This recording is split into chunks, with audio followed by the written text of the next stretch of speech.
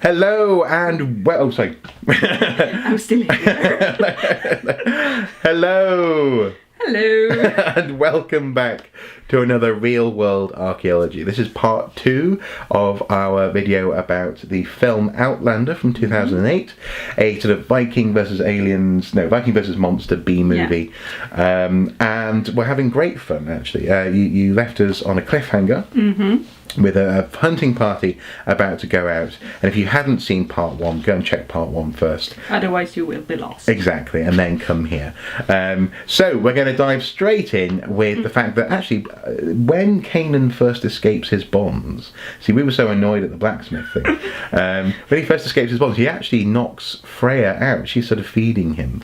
Now this being really nice. Now actually this is something that wasn't in our notes, but you mentioned when we were watching it.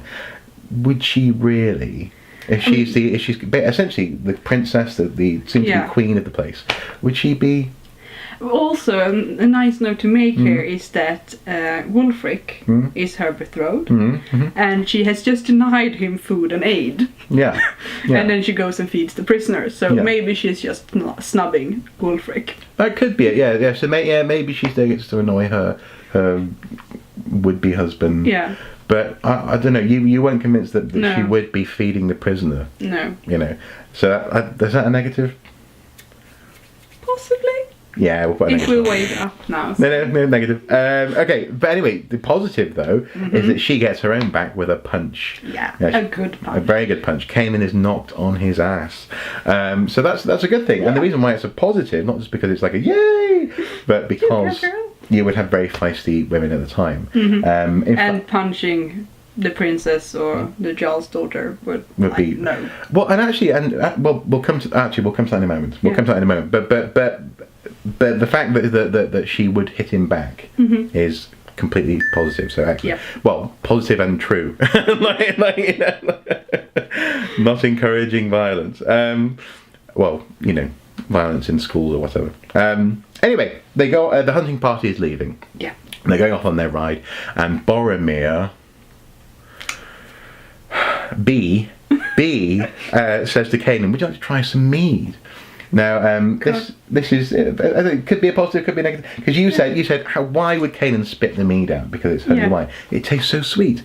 That said, though, Mrs. Soup last night, she tried some mead and she made a face like she was going to be sick. Yeah. But he makes a face like it's vodka. Yeah, that's true. Yeah, he reacts like it's really strong vodka. Yeah. But that's neither positive nor Maybe negative. they don't have alcohol on his planet. Maybe they don't. What a sad planet that is. Unfortunate planet. Yeah. But anyway, we won't do a tick or a cross for that.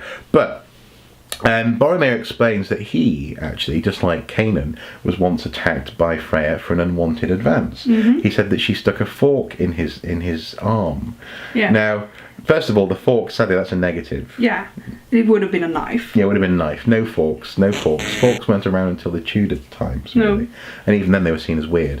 So fork is a no. But, again, righteous violence because of an attack on a woman or an unwanted advance completely happened all the time. And actually happened, it was just understood that that's what you'd get. Of course you're going to get stabbed. Get stabbed. That's how it worked. Precisely. Just imagine if wouldn't that be so wonderful if instead of having those why you shouldn't rape people videos in universities, it should be if you try, she's allowed to stab you. This is how we do it. Yeah, exactly. Now on the right, this is a positive actually. I think it's mentioned that their community trades in every direction for 1,000 miles. That's a positive. They're reaching out far. Do you think that's a bit too far for early 8th century? I'm not too sure because we have connections reaching down to the Bronze Age of across European trades. So it's very possible that it could have been. Excellent, so that's positive. And there's more talk of this monster going on board his ship, talking at cross purposes. Very clever using the word ship. I like it. They still haven't realised that he's an alien. No, they don't know he's from outer space. It's great. It's like, so this man, this monster was on your ship, was it? He's like, yes, it was on my ship. Yes. And they were like, so you're from the north? And he's like, yes. Kind of. Yeah, sort of. You just haven't looked far enough. Which again is quite clever. Anyway, they end up coming up to the lair of a bear. It's hard to say, and it's quite dangerous. This is a dramatic moment. One guy is killed. Again, a man with really greasy hair, so we didn't really mourn him all that much. And what I like about this is two things. First of all, the fact that it's worth celebrating. Yeah. So killing a bear, killing a boar. It's a big deal. Yeah. It's something which they were doing. They'd celebrate. But here's the key moment, and this is actually what sets Hrothgar apart as an actual Viking or Saxon king, is that he sets Canaan free for the act of helping with the bear, and then gives him a sword. This is important. Very important, because in Beowulf, the whole point of, actually my favourite phrase in Beowulf is good König, being a good king, is that you are a gift giver. You are known as someone who gives gifts to your retainers. You sort of buy their loyalty in that sense, but also you actually big up your reputation. And you prove that you appreciate those below you. Precisely, yeah, precisely. So in a structure which isn't yet feudal, it's kind of it's keeping the band together, and so actually that's a great positive to have. And again, I don't think they did it deliberately. I think they did it in a sort of quasi-Arthurian kind of because it doesn't really seem like they thought it would be a big deal. No. They were just like, here, sword. Whereas it would be a really formal, important thing. And so things like the Staffordshire Hoard, that sort of stuff was being gathered together quite possibly because it was going to be given out. So that's the point of these things. Yeah. So that I really like that. It's a really nice, subtle positive there. Now, so they go back to Shield Hall, as they call it. Sneaking into Shield Hall uninvited. If you haven't seen the film, that will make no sense to you.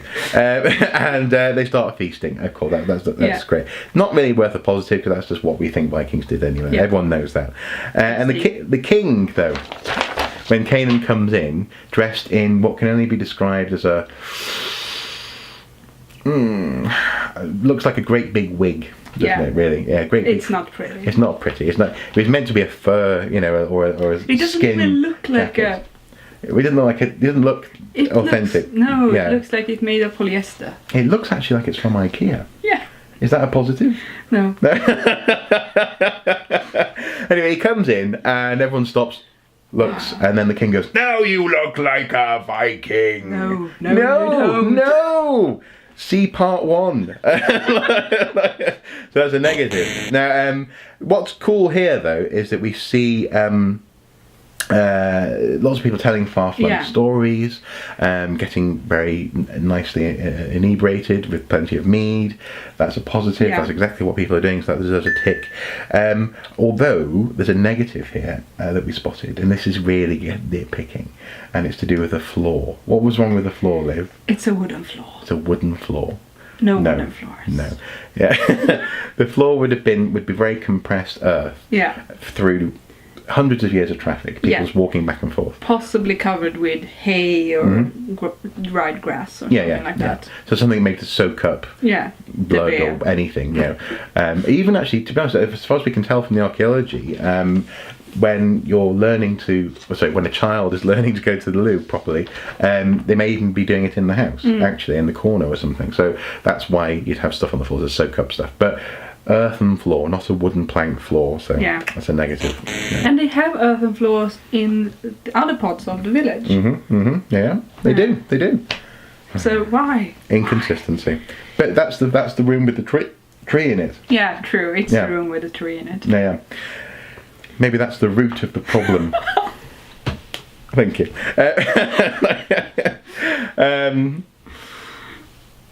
Sorry, I'm distracted. Terrible pun. Now, actually, a positive is the fact that Canaan goes on to describe the sword. He gives it to the little boy who we saw before in Part.1, who was eating the bread. He gives it to him, and in quite a nice little moment, I won't spoil it, but he says that this is the sword, or it's said that this is the sword that killed the bear. And that's really, I thought that was a positive. That deserves a tick, because swords would gain reputations. Yes. They'd be given names, and if the owner achieved something great or something impressive, it would take on that reputation. Absolutely. And it also ties into the whole boasting and storytelling thing that is really important in Nordic culture. In fact, you were saying when we were having afternoon tea the other day, you were saying that that's still true today. People gathering together, talking over food, and this kind of thing. It is important. I think it's dare I say, it's quite a Northern European thing in general. Yeah. Actually, I think the need for food, especially in winter, and just sharing, also gathering by the food, and the food being something that ties people together. It's very human overall.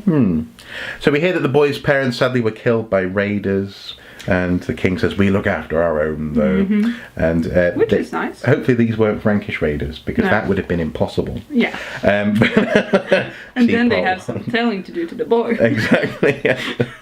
And then there's a drinking game which they call Shields, where everyone raises their shields up in the air and they run around the edge of the room. Kanan and Wulfric are competing.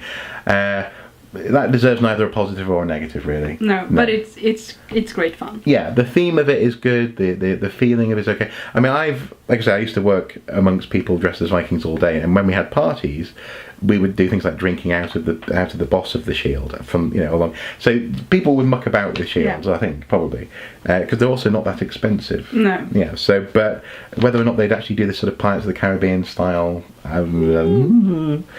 it was fun. It was fun. It also solidifies their friendship. It did, yeah. The bond. Yeah. The bond. So the sequence ends sadly when a shield splits, and this is a negative. This is a negative, not because the shield split. Shields would split, but when it splits, you can see that it's multi-layered plywood, as opposed to planks of oak.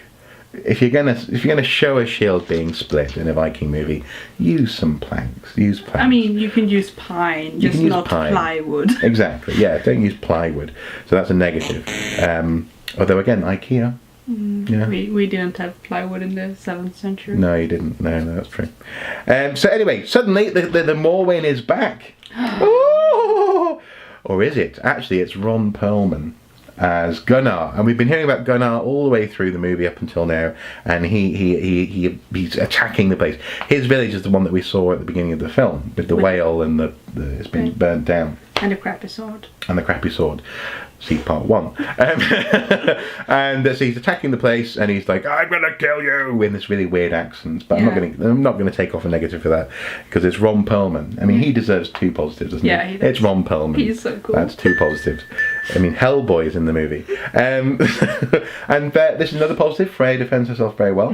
She's not some wimp in it, which is great.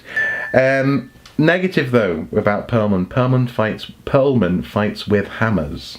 Sadly, he's got 2 hammers at one point, and it looks really cool. He sort of goes, boom, and crushes someone's head and explodes. But no such thing. Even though there was Mjolnir, there were famous hammers in Nordic culture, and also obviously blacksmith hammers were revered in some ways as quasi-magical. But you do not fight with a hammer. You don't fight with them. And also actually a warhammer, a real warhammer, is a later invention, and it's much more nasty actually. It's pointy and spiky and thin. No. Yeah, in fact actually a real warhammer, fun fact, is one of the few things that can't be used in reenacting, because there's no way to make a warhammer safe. No, you can't unless you make it out of sponge or something.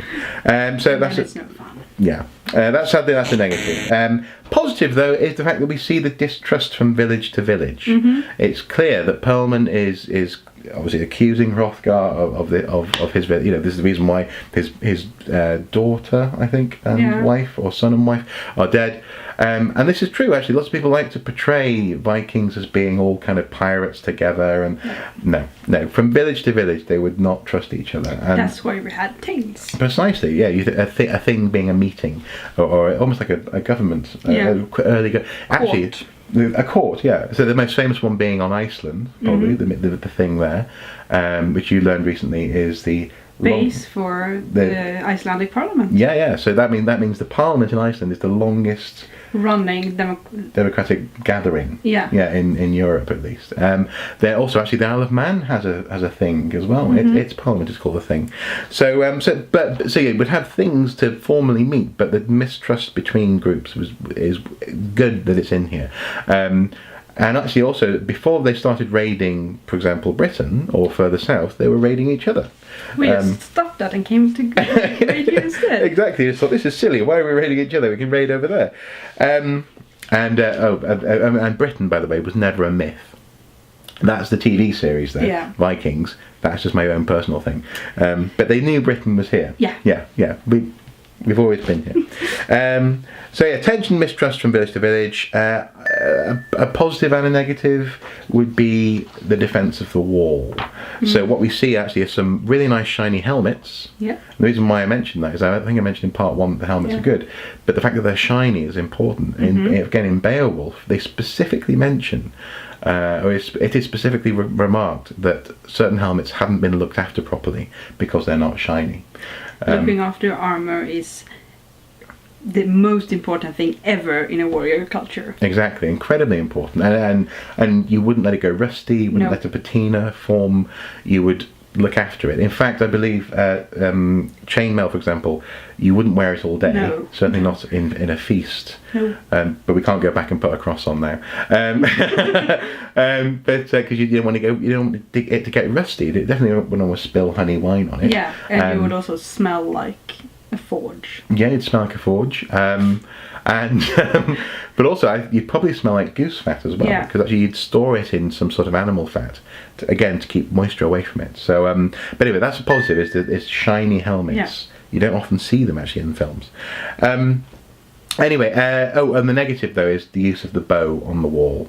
It's more of a hunting thing. I think spears are more likely to be thrown from We a did wall. see one man with a spear. We did, but shooting from a wall at another human being is not really as far as we can tell, not really a Viking thing to do. Better to pour hot oil over them. Yeah. We'll come to the oil in a moment. That sounds really kinky. Anyway, moving on. Some time passes. Gunnar's men end up being attacked. They've been repelled. They're in the forest. Running through woods. Yeah, exactly. Yeah. And then we hear another thing from Wulfric. We're going to hunt this monster down and kill it. Like Vikings. It's just I know this is technically another negative for the same thing, but it's annoying. It's annoying. That's the 2 negatives. Double now, I think. Double. Hunt this thing down like men, maybe they'd say. Yeah. I don't know. Warriors. So Gunnar's men come back into the village because they've been attacked by the monster, and they decide that they're going to make a trap. Now, they dig the trap with, this is a positive, wooden spades, no metal spades. Woo-hoo. Yeah, actual wooden early medieval type spades, so excellent. We see a close-up of the shoes. Woo. The shoes are great, wonderful shoes, very similar to the type of shoes that, for example, you see at places like Jorvik. Yeah. Very well done, excellent. A positive and a negative, though, is the use of oil in this trap. I would say oil, great idea. The kind of oil they're using, dubious. Yeah, and in vast quantities as well. I mean, one would expect them to use whale oil or maybe seal oil. Or an awful lot of cod. Yeah. You know, a lot of fish. But it looks like they're using olive oil. Yeah. Oh, it's olive oil, and also it's not gelatinous enough as well. It flows like water. They fill up this sort of small, actually fairly deep, large swimming pool type thing. Yeah. And it comes out in these great big vats. Yeah. And you're like, where did I keep this? Yeah. No. So this trap, and they're ready to get the trap going, and we hear this narrative of Kanan describing how they go from island to island or planet to planet, hunting these monsters down and taking what they wanted. And you see, and this is kind of where Freya starts to sort of fall for him, and but they're pointing going in positive negative. So that night they're ready. The trap is set, and out of the dark comes the Morwen. It knows it's been spotted now. It's sort of slightly glowy, and the trap's just about to work when out of nowhere steps this Christian monk. Steps our missionary, and he's doing the whole sort of like trying to banish it. Yeah. I banish you in the name of and I think this is a positive and a negative again. because we hear about lots of these sorts of stories from this time in different media. So sometimes in the sagas, certainly in Old English writing, we know lots of saints, for example, in this country, and I think in places like Sweden as well, they've done things where they confront either a natural or a supernatural thing. I mean, we have St. John. Yeah, exactly. Yeah. So, for example, here we have. There's one guy who apparently fought a snake in a river. Yeah, this kind of thing. So that's a positive. Yeah. But it's also a negative because again, wrong time. But it's also kind of amusing as well. Yeah, because he dies. Slightly dark way. He does die. Yeah, he does die. The monster's not impressed by his cross. The monster's cross. That doesn't deserve a high five. No. So the Christian monk is killed, but again I think it's positive and negative because of that. The trap though proves fairly ineffective. Yeah. Yeah. So the monster goes into the trap, doesn't really kill it.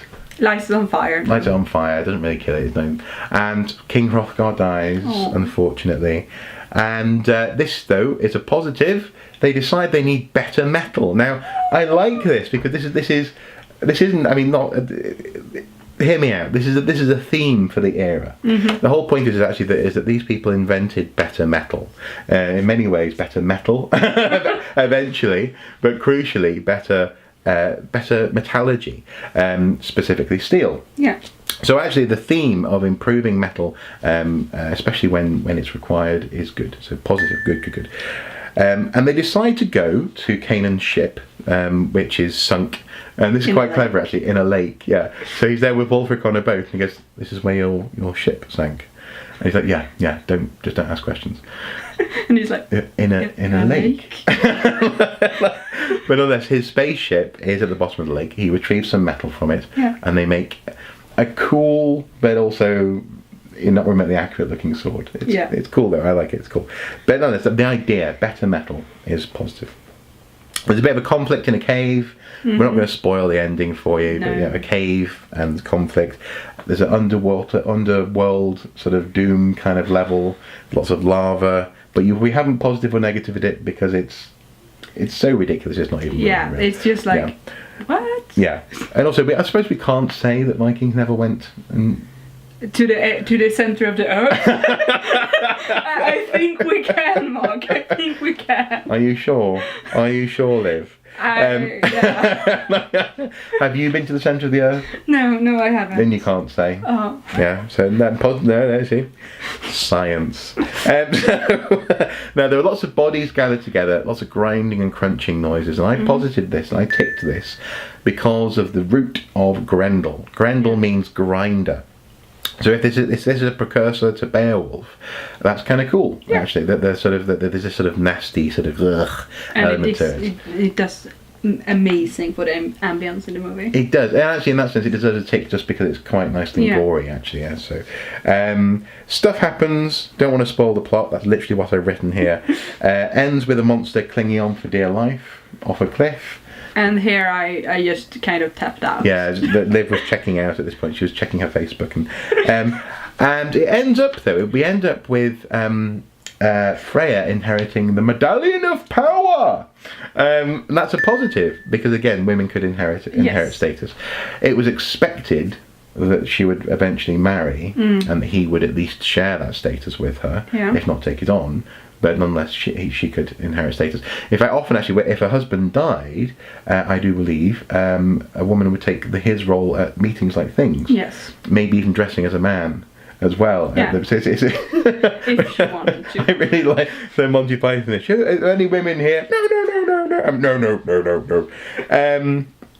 And ultimately, yes, she inherits the power, but she doesn't have to have it on her own for too long because Canaan decides to stay. Oh, it's really cute. Yeah, and he takes on the little boy as his own son, and this is possibly as well. This might be scientifically positive.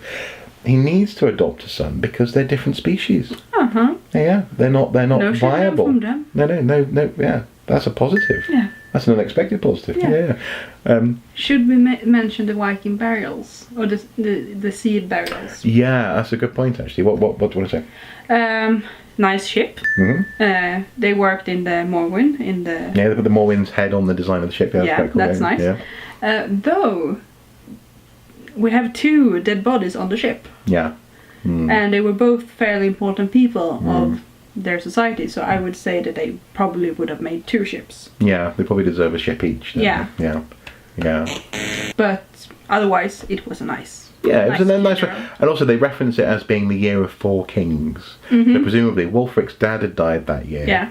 Hrothgar inherited. Wulfric died. No, Hrothgar died, so Wulfric inherited. Wulfric died, so Freya/Kanan inherited. Yeah, So that's quite cool. Maybe that's why they've run out of ships. maybe. They're like, we can't even deal with this.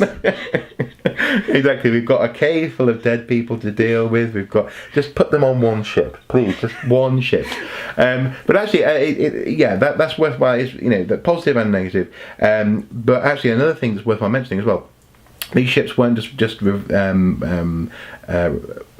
kept for men. No. So the most impressive Viking ship that's ever been found was actually a woman's burial. Yeah. It was a bad ship. A beautiful ship. And the wood comes from Dublin. So it looks like it was made in, or at least probably made in Ireland, and then sailed to Norway. Yeah, very cool. Anyway, we're going to end on that little tidbit. All in all, we enjoyed this film. Yes. It's enjoyable. The beginning more than the end. Yeah, the beginning more than definitely. And by the time you got to the caves, you were just I kind of thought it was cool, but then watching it with Liv, I sort of thought, no, this is a bit embarrassing. Yeah, because maybe Because I was going. and maybe you shouldn't watch this film with another person who likes Vikings or likes the era. But on its own, it's a good grungy kind of. Yeah, if you want to look at a Viking-esque fantasy sci-fi movie, thumbs up. Yeah, so lots of positives, quite a few negatives. Yeah. All in all, well worth watching. Well, on that note, on that bombshell, I'd like to thank Liv for chiming in on this. We simply had to make this a 2-parter because of the number of things we wanted to talk about. And I think, next I might go for maybe Braveheart. Yeah, I'll take a look at Braveheart. Freedom! Yeah, exactly, in his blue face paint. Anyway, guys, hope you've enjoyed this. Do comment below if you like the movie, or if you think there's extra things we could have mentioned. Please do let us know, and check it out. As ever, until next time, do take care. Bye bye. Bye bye.